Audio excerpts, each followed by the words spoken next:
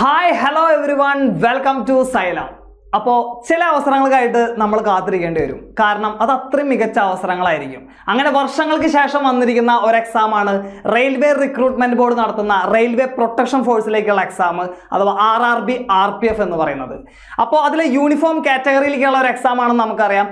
അതിൽ SI എന്ന് പറയുന്ന ആ ഒരു പോസ്റ്റിലേക്ക് അപ്ലൈ ചെയ്തിട്ടുള്ളവർക്ക് ആ ഒരു ലക്ഷ്യത്തിലേക്ക് എത്തിക്കാൻ വേണ്ടിയിട്ട് നമ്മൾ ലോഞ്ച് ചെയ്യുന്ന ബാച്ചാണ് RRB RPFന്റെ ലക്ഷ്യ ബാച്ച് എന്ന് പറയുന്നത്. അപ്പോൾ നമുക്കറിയാം അതിന്റെ സെലക്ഷൻ പ്രൊസീജിയേഴ്സ് എന്ന് പറയുന്നത് കമ്പ്യൂട്ടർ ബേസ്ഡ് ടെസ്റ്റ് ഉണ്ട്, അതിനുശേഷം physical measurement test, physical efficiency test, document verification, medical test, അങ്ങനെയൊക്കെ ആയിരിക്കും അതിന്റെ സെലക്ഷൻ പ്രൊസീജിയേഴ്സ് എന്ന് പറയുന്നത്.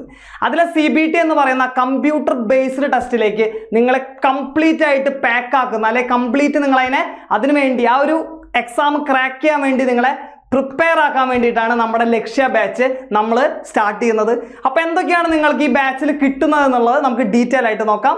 സോ നമുക്കറിയാം എക്സാം എന്ന് പറയുന്നത് കമ്പ്യൂട്ടർ ബേസ്ഡ് ടെസ്റ്റ് അഥവാ CBT ആയിരിക്കും. അതിനുശേഷം എന്തുണ്ടായിരിക്കും? ഫിസിക്കൽ എഫിഷ്യൻസി ടെസ്റ്റും ഫിസിക്കൽ മെഷർമെന്റ് ടെസ്റ്റും ഉണ്ടായിരിക്കും. അല്ലെ, ഫിസിക്കൽ എഫിഷ്യൻസി എന്ന് പറയുമ്പോൾ എന്താ പറയുക, റണ്ണിങ് ഉണ്ടായിരിക്കും, അതുപോലെ തന്നെ ലോങ് ജമ്പ്, ഹൈ ജമ്പ് ഒക്കെ ആയിരിക്കും ഉണ്ടായിരിക്കുക. ഫിസിക്കൽ മെഷർമെന്റ് എന്ന് പറയുമ്പോൾ ഹൈറ്റും ചെസ്റ്റ് എക്സ്പാൻഷനും ആണ് നോക്കുക എന്നുള്ളതൊക്കെ നമുക്കറിയാം. അതൊക്കെ വളരെ ഡീറ്റെയിൽ ആയിട്ട് റെയിൽവേയുടെ നോട്ടിഫിക്കേഷനിൽ അവർ പറഞ്ഞിട്ടുണ്ട്. സോ പിന്നെ അതിന് ശേഷം വരുന്നത് ഡോക്യുമെന്റ് വെരിഫിക്കേഷൻ ആയിരിക്കും. ഡോക്യുമെന്റ് വെരിഫിക്കേഷന് ശേഷം അവർ ഫൈനൽ റിസൾട്ട് പബ്ലിഷ് ചെയ്ത് കഴിഞ്ഞാൽ നമുക്ക് എന്തുണ്ടായിരിക്കും? മെഡിക്കൽ ടെസ്റ്റും ഉണ്ടായിരിക്കും. ഇങ്ങനെയൊക്കെ ആയിരിക്കും ഇതിന്റെ സെലക്ഷൻ പ്രൊസീജിയേഴ്സ് എന്ന് പറയുന്നത്. അപ്പോൾ നമുക്ക് ബാച്ചിന്റെ ഡീറ്റെയിലേക്ക് നോക്കാം. ബാച്ചിൽ നമ്മൾ പ്രൊവൈഡ് ചെയ്യുന്നത് 300+ ലൈവ് ക്ലാസ്സുകളായിരിക്കും. അതിൽ നമുക്ക് മെയിൻ ആയിട്ട് അറിയാം നമുക്ക് വേണ്ടത് എന്തൊക്കെയാണ്? ക്വാണ്ടിറ്റേറ്റീവ് ആപ്റ്റിറ്റ്യൂഡ് അല്ലെങ്കിൽ മാത്സ് എന്ന് പറയുന്നത്. മാത്സ് എത്ര ക്വസ്റ്റ്യനാ? എക്സാമിന്റെ പാറ്റേൺ എന്ന് പറയുന്നത് 35 ക്വസ്റ്റ്യൻസ് ആയിരിക്കും. മാത്സ് 35 മാർക്കായിരിക്കും. എല്ലാ ക്വസ്റ്റ്യനും ഓരോ മാർക്കായിരിക്കും. 1/3 ആയിരിക്കും നെഗറ്റീവ് മാർക്കിംഗ് അഥവാ തെറ്റുത്തരത്തിന് നമ്മുടെ നിന്ന് ഡിഡക്ട് ചെയ്യുന്നത്. ഇത് നമുക്കറിയാം ആണല്ലോ. പിന്നെ റീസണിങ്ങിനും സെയിം വെയിറ്റേജ് തന്നെയാണ്. 35 ക്വസ്റ്റ്യൻസ് ആണ് റീസണിങ്ങിനും. അതേപോലെ തന്നെ നമുക്കറിയാം ജനറൽ അവയർനെസ്സിന് എത്രയാണ്? 50 ക്വസ്റ്റ്യൻസ് ആണ് ജനറൽ അവയർനെസ്സിനെന്നും നമുക്കറിയാം. അങ്ങനെ ടോട്ടൽ എത്രയാണ്? 120 ക്വസ്റ്റ്യൻസ്, 120 മാർക്കായിരിക്കും CBT 1ന്റെ എക്സാം പാറ്റേൺ എന്ന് പറയുന്നത്. അപ്പോൾ ഇതിനു വേണ്ടിയിട്ട് നിങ്ങളെ മാത്സും റീസണിങ്ങും ജനറൽ അവയർനെസ്സും ഒക്കെ പക്കയായിട്ട് നിങ്ങളെ പഠിപ്പിച്ച് വളരെ ഇൻറ്റൻസീവ് ആയിട്ടുള്ള വർക്കൗട്ട് സെഷനിലൂടെ, അതുപോലെ തന്നെ വളരെ അടിപൊളിയായിട്ട് നിങ്ങളെ ടൈം മാനേജ് ചെയ്യാനൊക്കെ നിങ്ങളെ സെറ്റ് ആക്കുന്നതായിരിക്കും നമ്മുടെ CBT 1ന്റെ സൈലം പ്രൊവൈഡ് ചെയ്യുന്ന ക്ലാസ്സുകൾ എന്ന് പറയുന്നത്. ഇത് 120 ക്വസ്റ്റ്യൻസിന് വേണ്ടിയിട്ട് നമുക്ക് ഇവിടെ ഉള്ളത് എന്താണ്? 90 മിനിറ്റ് അഥവാ 1.5 മണിക്കൂറായിരിക്കും ഉണ്ടായിരിക്കുക. അതും നമുക്ക് മനസ്സിലാക്കേണ്ട ഒരു കാര്യമാണ്. അപ്പോൾ നമുക്ക് എങ്ങനെയൊക്കെയാണ് നമ്മുടെ ക്ലാസ്സുകളുടെ ഡീറ്റെയിൽസ് നോക്കാം. ഞാൻ പറഞ്ഞു 300+ ലൈവ് ക്ലാസ്സുകളായിരിക്കും. ഇപ്പം ലൈവ് ക്ലാസ്സുകൾ ഇൻ കേസ് നിങ്ങൾ മിസ്സാക്കിയാലും നിങ്ങൾക്ക് എന്ത് ചെയ്യാം? അതിൻ്റെ റെക്കോർഡഡ് ആയിട്ടുള്ള സെഷൻസ് അവിടെ ഉണ്ടായിരിക്കും. അത് കണ്ടിട്ട് നിങ്ങൾക്ക് അത് കവർ ചെയ്യാൻ പറ്റും. പിന്നെ ക്ലാസ്സുകൾ ഡെയിലി 2 to 3 hours ആയിരിക്കും ക്ലാസ്സുകൾ ഉണ്ടായിരിക്കുക. 2-3 മണിക്കൂറായിരിക്കും ഉണ്ടായിരിക്കുക. ഇപ്പം ജോലിക്ക് പോകുന്നവരുണ്ടായിരിക്കും, ഈ എക്സാമിന് വേണ്ടി മാത്രം പ്രിപ്പയർ ചെയ്യുന്നവരുണ്ടായിരിക്കും.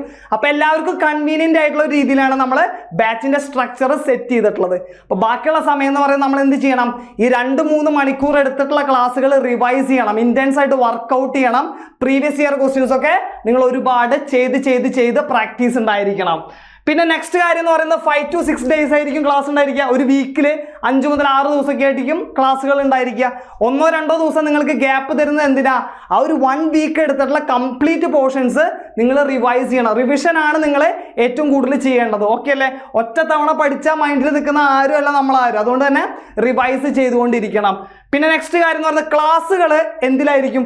ബൈലിംഗ്വൽ ആയിരിക്കും. നമ്മളെ SI കാറ്റഗറിയിലേക്ക് വേണ്ടിയിട്ടാണ്, ഞാൻ പറഞ്ഞു സബ് ഇൻസ്പെക്ടർ കാറ്റഗറിയിലേക്ക് വേണ്ടിയിട്ടാണ് നമ്മൾ ക്ലാസ്സുകൾ ഇവിടെ പ്രൊവൈഡ് ചെയ്യുന്നത്. ഇപ്പൊ പലരും സബ് ഇൻസ്പെക്ടറിനും കോൺസ്റ്റബിളിനും അപ്ലൈ ചെയ്തിട്ടുണ്ടായിരിക്കും. പക്ഷേ ഈ ബാച്ചിന്റെ സ്ട്രക്ചർ എന്ന് പറയുന്നത് സബ് ഇൻസ്പെക്ടർ ലെവലിലായിരിക്കും എന്നുള്ളത് ഇമ്പോർട്ടൻ്റ് ആണ്, നിങ്ങൾ ഓർത്തു വെക്കണം കേട്ടോ. ബൈലിംഗ്വൽ ആയിരിക്കും ക്ലാസ്സുകൾ.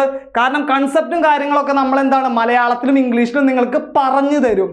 പക്ഷെ ക്ലാസ് നോട്ടുകൾ നമ്മൾ പ്രൊവൈഡ് ചെയ്യുന്നത് ഇംഗ്ലീഷിലായിരിക്കും. അതായത് ക്വസ്റ്റ്യൻസും അതിൻ്റെ എക്സ്പ്ലനേഷനും കാര്യങ്ങളൊക്കെ നമ്മൾ എന്തായിരിക്കും, സൊല്യൂഷൻസും എല്ലാം എന്തിലായിരിക്കും? ഇംഗ്ലീഷിലായിരിക്കും നിങ്ങൾക്ക് ക്ലാസ് നോട്ടുകളായിട്ട് PDF-കളായിട്ട് കിട്ടുന്നുണ്ടായിരിക്കാം. ഓക്കെ അല്ലേ? സോ നമ്മുടെ എഡ്യൂക്കേറ്റേഴ്സ് എന്ന് പറയുന്നത് വിഷ്ണു സാറ് ക്വാണ്ടിറ്റേറ്റീവ് ആപ്റ്റിറ്റ്യൂഡിൻ്റെയും അതുപോലെ സ്റ്റാറ്റിക് GK-യുടെ ഒക്കെ ക്ലാസ്സുകൾ വിഷ്ണു സാറായിരിക്കും പ്രൊവൈഡ് ചെയ്യുന്നുണ്ടായിരിക്കുക. മാത്രമല്ല നമുക്ക് ക്വാണ്ടിറ്റേറ്റീവ് ആപ്റ്റിറ്റ്യൂഡിലെ പോർഷൻസ് ഞാനും നിങ്ങളുടെ കൂടെ ഉണ്ടായിരിക്കും. മെയിനായിട്ട് പിന്നെ വരുന്ന ഒരു കാര്യം എന്ന് പറയുന്നത് ജനറൽ അവയർനെസ്. നമുക്കറിയാം ജനറൽ അവയർനെസ്സിന് എത്രയാണ് 50 ക്വസ്റ്റ്യൻസ് 50 മാർക്കാണ്, ഇമ്പോർട്ടൻ്റ് ആണ്. അതുകൊണ്ട് തന്നെ എല്ലാ പോർഷൻസും എന്താണ് വളരെ ഡെപ്തിൽ നമുക്ക് എക്സാം പോയിന്റ് ഓഫ് വ്യൂവിൽ വരുന്ന ആ ഒരു ഡെപ്തിൽ നമ്മൾ കാര്യങ്ങളെല്ലാം പഠിച്ചിട്ടുണ്ടായിരിക്കണം എന്നുള്ളത് മനസ്സിലാക്കി വെക്കുക. പിന്നെ അരുൺ ബാലൻ സാറായിരിക്കും റീസണിങ്ങിലും 35 ക്വസ്റ്റ്യൻസ് 35 മാർക്കാണ് വരുന്നത്. അപ്പോൾ റീസണിങ്ങും കാര്യങ്ങളൊക്കെ സാറ് സെറ്റാക്കി തരും.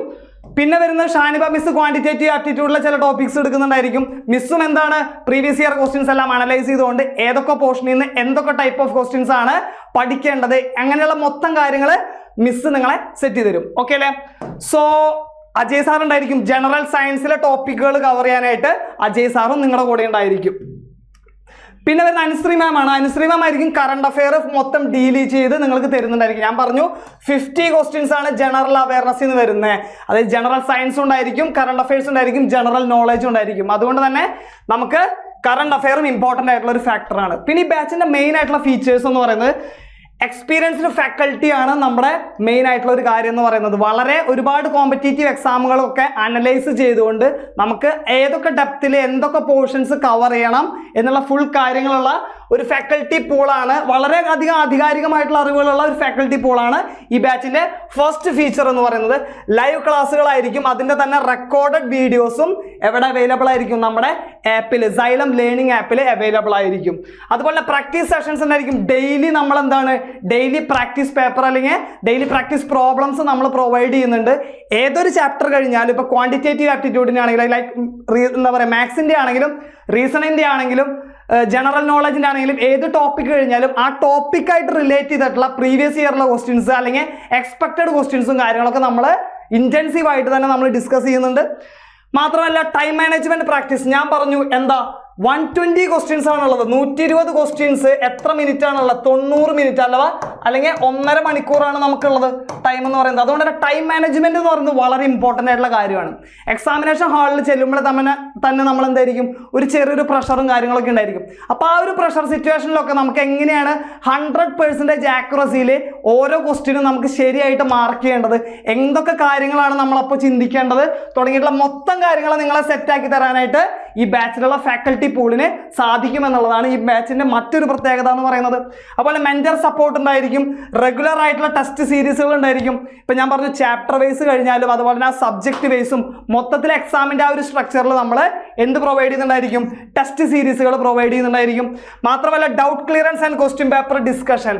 ഇപ്പോൾ നിങ്ങൾക്കിപ്പോൾ ഒരു 1 വീക്കിലൊക്കെ ഒരു 1 hour അല്ലെങ്കിൽ 2 hour നമ്മൾ എന്തുണ്ടായിരിക്കും നിങ്ങളുടെ ഡൗട്ടും കൺസേൺസും ഒക്കെ ക്ലിയർ ചെയ്തിട്ട് വളരെ ക്രിസ്റ്റൽ ക്ലിയർ ആയിട്ട് ട്രാൻസ്പെറൻ്റ് ആയിട്ട് നമ്മൾ മുന്നോട്ട് പോകുന്ന ഒരു സ്ട്രക്ചർ ആയിരിക്കും ഈ ബാച്ചിന്റെ ഫീച്ചറുകളിലെ ഒന്നെന്ന് പറയുന്നത്. ക്ലിയർ അല്ലേ?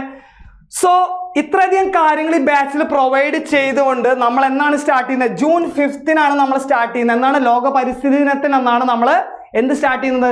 റെയിൽവേയുടെ RPFന്റെ സബ് ഇൻസ്പെക്ടർ കാറ്റഗറിയിലേക്കുള്ള എക്സാമിന് അപ്ലൈ ചെയ്തിരിക്കുന്ന എല്ലാവർക്കും എന്താണ് ലക്ഷ്യ ബാച്ചിൽ ജോയിൻ ചെയ്യാം. സ്റ്റാർട്ട് ചെയ്യുന്നത് ജൂൺ 5 ഇത്രയധികം ഫീച്ചേഴ്സ് നിങ്ങൾക്ക് പ്രൊവൈഡ് ചെയ്യുമ്പോൾ നമ്മൾ ഈടാക്കുന്നത് ഓൺലി എത്രയാണ്? 3999 മാത്രമാണ് ഈ ബാച്ചിന്റെ ഫീസ് എന്ന് പറയുന്നത്. അപ്പോൾ നമുക്ക് എന്ത് ചെയ്യാം? നിങ്ങൾക്ക് ഇതിന്റെ കോഴ്സിന്റെ വാലിഡിറ്റി എന്ന് പറയുന്നത് 1 year ആണ്. നമ്മുടെ ആപ്പിൽ ഓൾറെഡി അവൈലബിൾ ആണ്. പിന്നെ ഈ വീഡിയോന്റെ താഴെ നിന്നായിരിക്കും ഈ ബാച്ച് പർച്ചേസ് ചെയ്യാനുള്ള ലിങ്ക് ഉണ്ടായിരിക്കും. നേരെ പോവുക, ബാച്ച് പർച്ചേസ് ചെയ്യുക, അടിപൊളിയായിട്ട് പഠിക്കുക. This is all about RRB RPF sub inspector category batch launch. Thank